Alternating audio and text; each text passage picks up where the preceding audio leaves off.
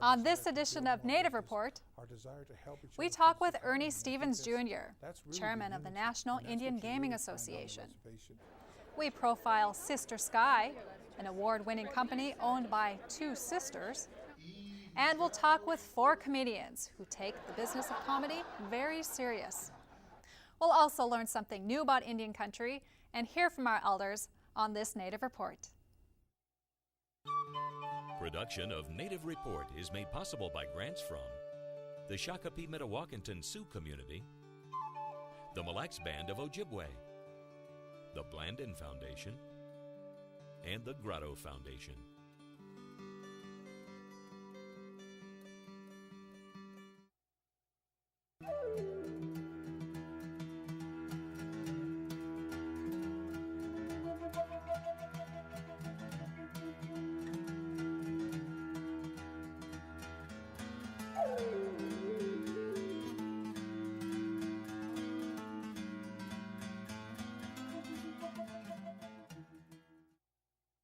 Welcome to Native Report. I'm Stacy Thunder. Ernie Stevens Jr. is a respected leader across Indian country. He served as councilman for the Oneida Nation in Wisconsin and is former vice president of the National Congress of American Indians. As the chairman for the National Indian Gaming Association, Stevens asserts that gaming has done much good for Indian country, but that it can do even more for future generations.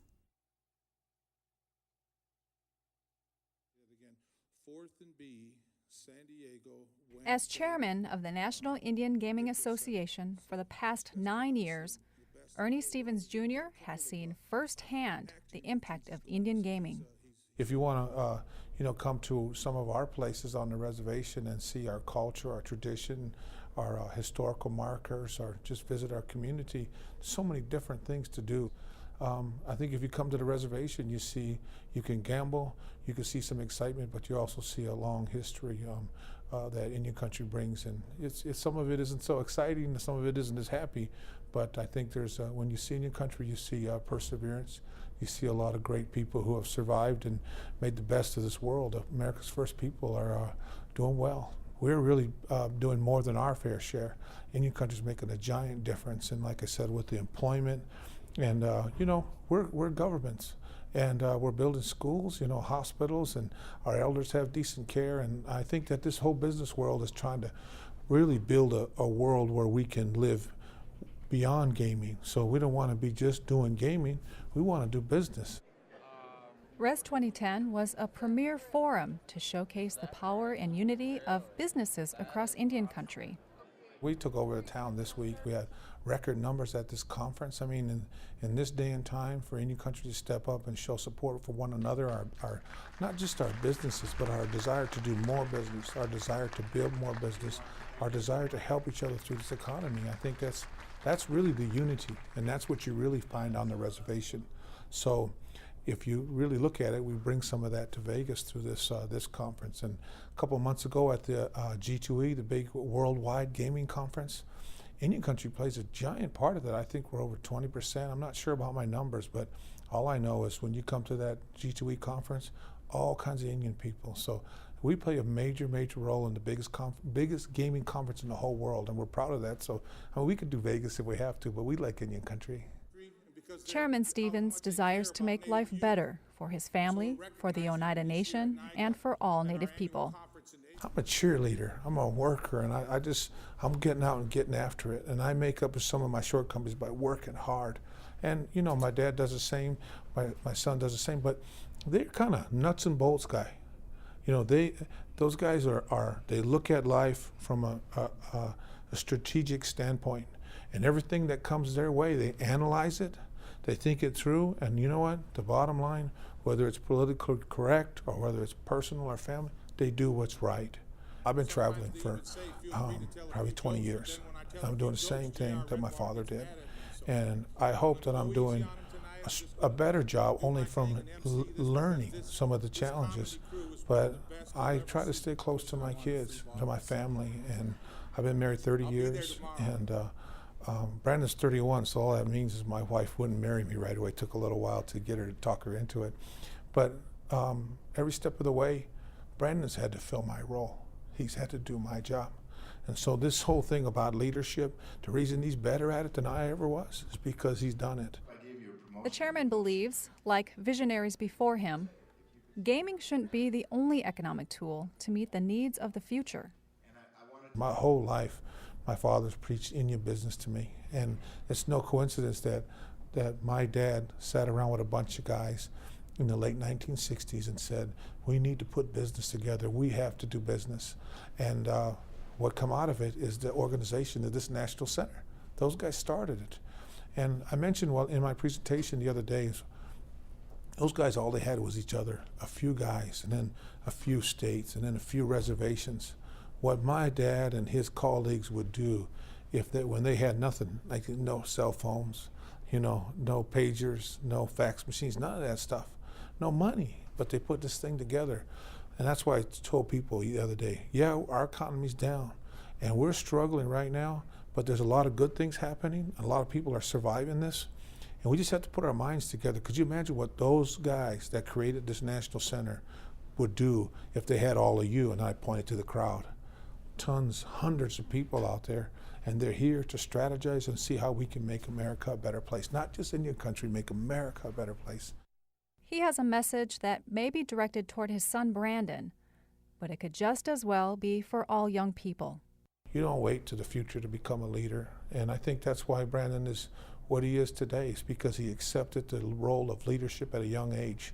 And I really want young people to understand that what you do, the young folks, they're not wearing what I wear, they're not dancing like I dance. My kids tell me to stop when I dance. Young people gonna do what they do. So they really have to understand that the leadership is now, and future leadership responsibilities are cool, and a lot of my peers and even my elders use that term, future leaders. I'm okay with that. I just add that you have future leadership responsibilities. But Indian folks in our communities, your responsibility, whether it's in a traditional circle, educational circle, or if it's in the neighborhood, wherever it is, have leadership responsibilities now. Young people are leaders today.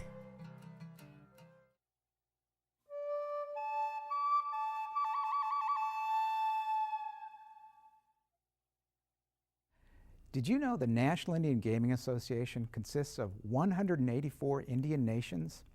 The mission of NIGA is to protect and preserve the general welfare of tribes striving for self-sufficiency through gaming enterprises in Indian country. The organization seeks to advance the lives of Indian people economically, socially, and politically. It serves as an educational, legislative, and public policy resource for Indian tribes, policymakers, and the public on tribal economic and community development issues. NIGA works with federal agencies and the Congress to develop sound policies and practices, as well as protecting tribal governmental authority in Indian country. Ernie Stevens of the Oneida Tribe of Wisconsin is the current president of the National Indian Gaming Association.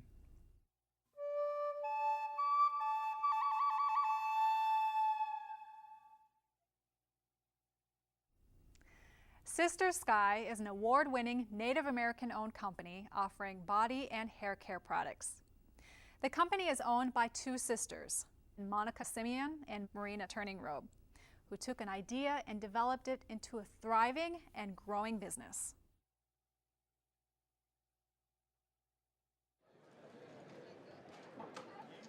As the Res 2010 Trade Fair in Las Vegas winds down, the Sister Sky table is busy with well-wishers and potential clients. The company is the summit's first ever American Indian woman-owned Business of the Year. It was amazing, and I know that just doesn't even begin to describe how full my heart was. When anybody acknowledges or encourages a Native business, then that is literally priceless. It refuels you, it resets you, it lets you know, hey, I'm gonna do this. And we need to do that within our community. We need to hold each other up. We need to encourage, because each and every one of us has the power to do that. So that last night was an example of that encouragement, the power of that encouragement. Because although my sister and I were given the award, there were many people out there that also felt the encouragement, because it represents all, I think, all Native women entrepreneurs. True sisters and best friends, Marina Turningrobe and Monica Simeon grew up on the Spokane Indian Reservation, learning from their elders what it takes to be successful. I truly, truly felt like last night our aunties were looking at us and our grandmothers were looking at us and saying, you girls are doing good and you're being a model. Don't stop. We know you might get tired, but we're here to support you. That's what I felt like, and I expressed last night that we have received an award in Washington, D.C. among 300 to 500 other Native, but business women owners, and it was overwhelming. We're in a big, huge room, and all these women were there, and it was overwhelming. But last night, for me, it's quite simply my family and my aunties and my grandmothers and my yayas are recognizing me, and it fills my heart, and it just makes me very, very humble and thankful. Marina and Monica started Sister Sky in 1999, and the origin of the company name is one of their stories. And then we go, okay, we got to think of a name. So we were joking. We were going, hey, what about Howls at the Moon? Really silly names. And we were joking in that capacity because one of the foundations of our company is authentic products, authentic stories, staying true to our culture and who we are as a people. So when we're coming up with silly names, really off-the-wall names, it was a joke at first because we were, moving away from, knowing that we wanted to be serious and authentic. So we were being silly about the names. And one of us threw out, it was like Howling at the Moon, and all of a sudden, then one of us said, Mother Earth, well, let's Sister Sky. And we laughed, and then we looked at each other and we go, hey, that sounds all right, Sister Sky. So, but the foundation of our company is about authenticity. It's very important for us to be true to our culture. Their very first product was a lotion containing all natural ingredients enhanced with traditional herbs such as sage and sweetgrass. We're very careful about keeping the products natural. So our lotions are 98% natural sourced. We don't use any mineral oil, petroleum, or lanolin. And we use botanicals that help really enhance the wellness factor to everything that we bring to market. So if we decide to branch out or maybe do a product extension, there has to be a traditional herbal ingredient, and we have to be able to tell the story, the cultural significance about that herb, or maybe how a tribe used that herb, or maybe how that's important culturally to a particular tribe or region. My sister and I come from, we would like to say that we're fourth generation entrepreneurs. Our great-great-grandfather would get crews together, and they would go down to the Yakima area and pick hops or apples, would do that kind of, that type of work. It was an opportunity for them to earn extra money. Our grandmother, she worked and had a job, but in the evenings or in the afternoons, she would take in some laundry and do some ironing to make extra money. Our father owned a successful gaming facility as well. He was very visionary in terms of thinking outside the box. And my sister and I are, now operating Sister Sky. So we want to continue to move in the spirit of entrepreneurism. We want to move in the examples that we saw of the leaders before us. And we know that it's a responsibility where we're at right now to make a way or be a model for people that are behind us. Having a dream, having a vision, and letting them know, we're doing it, people before us have, and believe in your dream and your vision. Sister Sky is committed to building a solid and successful business on tribal land, and they employ and train Spokane youth at their facility. We actually manufacture the full-size products on our reservation on a fully automated manufacturing facility. We have the ability to create more jobs, but we really have to think of this on a larger scale, and we have to get into mainstream markets if we really want to grow it to the level that we want to and make the positive economic impact that we see as important. So we've really, in the last year, really focused, and we're going to continue to focus strategically on how do we get through that distribution pipeline? How do we get on the store shelves? As Monica and Marina reflect on their time at Res 2010, they offer advice and some final thoughts. building a business is a journey. It really, really is. And I think entrepreneurs that understand that first and foremost are the ones that stay on the path. Because you have to think strategically, you have to think creatively, you have to be optimistic, you have to persevere, you have to be resilient.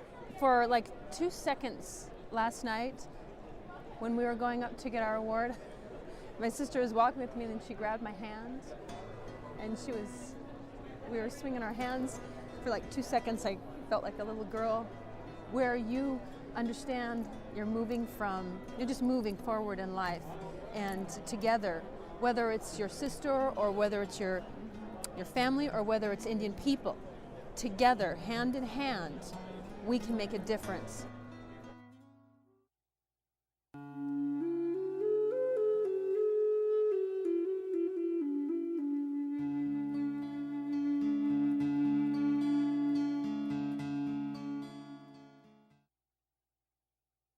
I saw a moccasin game being played, not in its genuine setting, but as a demonstration. And it was at a powwow in the early 1960s, where the people putting on the powwow through their loudspeaker had these fellows come out, sing some moccasin game songs, and then they demonstrated the moccasin game. And that's what I remember. So in my painting, I moved it back to the 30s, 1920s, the very early reservation period, where the moccasin game would be going on in its setting, in its proper setting as a cultural phenomenon rather than as a reenactment. Now, I don't think there's anything wrong with reenactments. The people who put on these reenactments remember moccasin game songs, the right ones, and so they sing them and play them and they keep them going. I wanted to show the game going on, again, an enjoyable pastime, an enjoyable activity. Everyone's looking out from their cabins kind of laughing at these guys. The game will go on all afternoon, all night, all the next day. All kinds of things get exchanged, things get lost. But my goodness, Indians gambling? Who would have ever thought of it?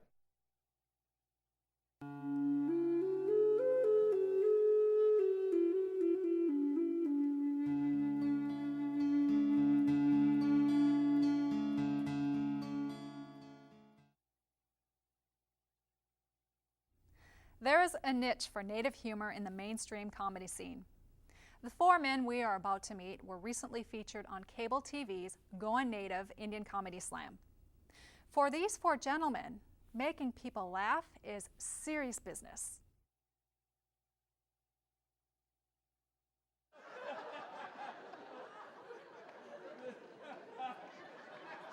Adversity may not seem the ideal source for a stand-up comedy routine, but for J.R. Redwater, it is inspiration. They don't want to see me in first class, man, because they drink in first class, and I'm Indian. I'll be like, who wants to go? This is our land, way up in the air. Let's take it outside. I did grow up in, dysfunctional family. Mostly everybody struggles with alcohol and all kinds of abuse and stuff. And so, even in my family, I was the family clown. I was the guy who tried to make people laugh in our family because there was a lot of pain and stuff. So, and that was part of something that I did because I wanted our family to feel normal, and it was all. So I was actually even the family hero too, and so my comedy comes from that pain. I quit drinking. I think a little bit clearer now, and so I draw from all those experiences from my painful past. So that's what helps me in my comedy today. It takes a lot for Redwater and his colleagues to get up on stage and try to make people laugh. Oftentimes, they don't get the opportunity to hear and see what the audience experiences. Without that pressure. Hard enough date when you're Indian, Because you got to figure out what your kids are going to be. You got to do fractions. You meet that special somebody or just somebody in a bar or whatever. Give me a napkin. Let's figure this out. What are you? 3/4. I'm half. All right. Oh, what's the common denominator? I'm super shy, actually. Stand-up's funny. I think there's a lot of really shy stand-up comedians, and you wouldn't think that because a lot of people are scared of the idea of going on stage and talking to a microphone in front of a crowd of strangers. But for some reason, when you have material that's already written, you kind of feel safe, and you know you're getting laughs. That's when you feel comfortable. But people that don't know I do stand-up are surprised that I do it, and then when I get off stage, I'm really quiet. I think people kind of wonder why. But I don't know if it's kind of my way to get in with people and make them laugh, but it's such a big high. It's an unbelievable high doing stand-up. The Powwow Comedy Jam is in high demand across Indian country. Mark Yaffe finds working on the road validating for the troupe. I was adopted by a Jewish father and a Mexican mother. I'm an adopt-a-hoe. Jewish father, Navajo son. That makes me a bargain hunter-gatherer. You know, when you do this, you go to all over the country and you play these clubs, and it's like, you know, you're babysitting 30 drunk people at a late show in, Wichita Falls, Kansas or something, and then to actually say, hey, you know, all this struggle and pain you go through and loneliness on the road, it's like, you know, it was worth it, and you get to travel with JR and Jim and Vaughn, you know, and do it as a group and represent Native country and not just be for yourself and just, you know, just out to get the next laugh. It makes it a lot more empowering, you know, to have that support from the other guys and from people in Indian country. There's so much more that can be done with natives and entertainment and comedy. You know, that's our specialty. So we're like, hey, you know, we want to do it all. You know, maybe it'll be a movie, a reality show, and always, you know, always telling jokes. You know, we'll never stop doing that. It's in our blood. Vaughn Eaglebear, who is known for writing the song John Wayne's Teeth in the film Smoke Signals, has a unique delivery style. We had a really bad wildfire this past summer on the res that burned down like 25 houses and 250 broken down cars.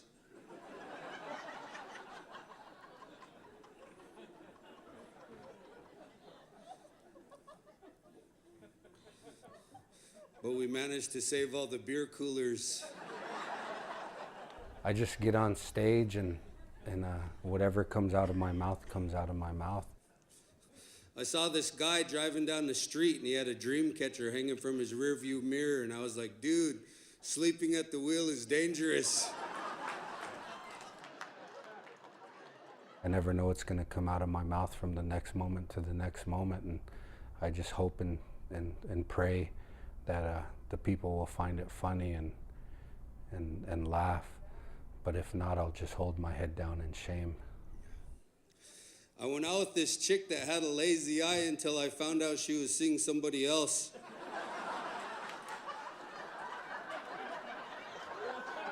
The pain goes away a little bit. Not too much, but a little bit, and it just makes me feel a little bit better about myself. I know it's kind of a Band-Aid solution, but it makes my heart feel good. You find a good Indian man, hold on to him. Jeez, that's all I'm saying. And Indian men, you got a good Indian woman, hold on to her. Because she's looking at me right now. All the women in here. I know there's women in here. Right? I'm ready to honor somebody tonight. That's all I'm saying. I got a trophy for somebody. Some woman in here can have my business. Just be prepared. If you come from a background like mine, be prepared to get beat up and be prepared to want to get beat up. That's what I always say. I'm like, man, I'm willing to go to any length to succeed and any legal length, you know, to succeed and get where I'm supposed to be, you know, because Native people have talent and you just never give up. Be persistent. I used to actually live 2 hours from the closest comedy club. I would drive over there, I'd do 3 to 5 minutes. Sometimes I'd bomb and drive 2 hours back. Sometimes I'd drive into the Bay Area. I live in Northern California, do 2 hours, or go drive 2 hours and not get on. Oh, too many people tonight, you're not, sorry, you're bumped.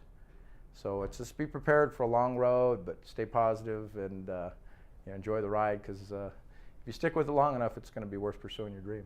Quit procrastinating already and just do it. because you find out how fun it is and how good it makes you feel. And from there, you just got to decide whether you want to stick with it. It's a marathon and not a sprint. Keep your day job, keep your families, keep your life the way it is. If it's working for you, don't, you know, if it's not broke, don't fix it. That's my message. If it's not broke, don't fix it.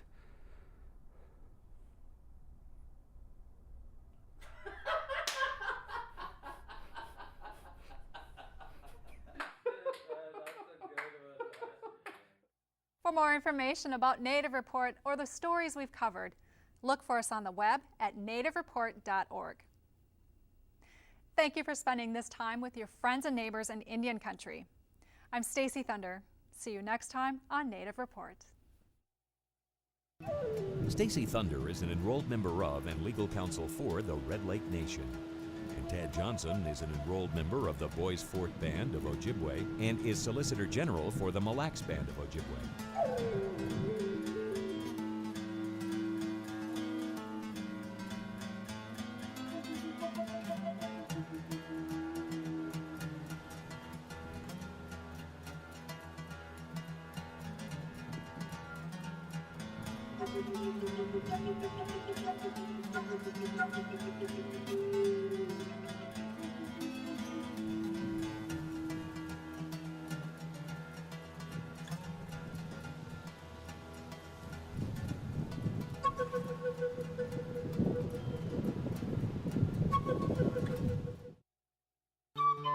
Production of Native Report is made possible by grants from the Shakopee Metawakanton Sioux Community, the Mille Lacs Band of Ojibwe, the Blandin Foundation, and the Grotto Foundation.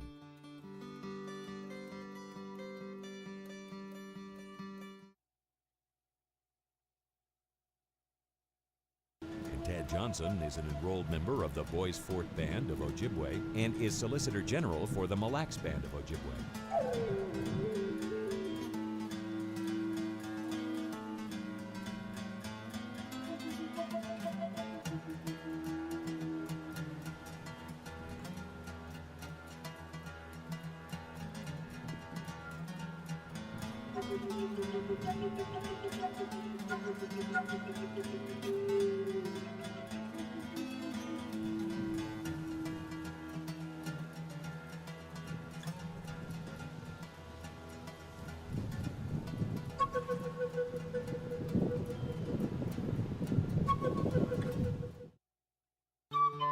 Production of Native Report is made possible by grants from the Shakopee Metawakanton Sioux Community, the Mille Lacs Band of Ojibwe, the Blandin Foundation, and the Grotto Foundation.